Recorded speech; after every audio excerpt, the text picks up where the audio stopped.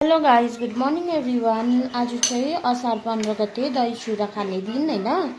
त्यही भएर चाहिँ मैले चाहिँ बिहानै दही चिउरा प्रिपेयर गरेँ। यो चाहिँ हामी चाहिँ फर्स्टमा चढाएर मात्रै खान्छौँ नि त।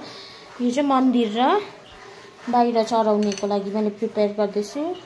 पत्ता पनि सानो सानो भयो, कस्तो हो फुलकै पत्ता टिपे नि त। कस्तो डरलाग्दो पानी पर्दैछ, अन्तखेरि म चाहिँ फुलकै पत्ता टिपेर चाहिँ गर्दैछु चढाउनुको लागि। पहिला चाहिँ म मन्दिर, यहाँ चाहिँ मेरो मन्दिर छ गाइज, यस माथि छ हो। अन्तखेरि म चाहिँ यहाँ माथि चढेर पूजा गर्छु। यस गाइज, पानी चाहिँ कत्रो आउँदैछ हेर्नुहोस् न। अन्त म चाहिँ यहाँबाट चढ्दै जाँदैछु।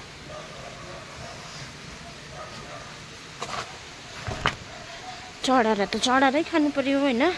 हामीहरू चाहिँ सधैँ चढाएरै खान्छ नि त। त्यही भएर हाम्रो चाहिँ एउटा यहाँनिर मौरीको जुर पनि छ हो। आया कस्तो ठोक्यो।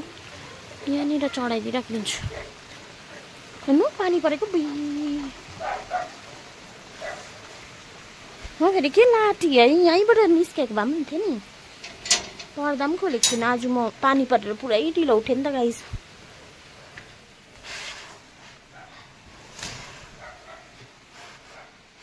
अब पर्दा सर्दा खोल्छु अनि सबैलाई ह्यापी दही चिउरा।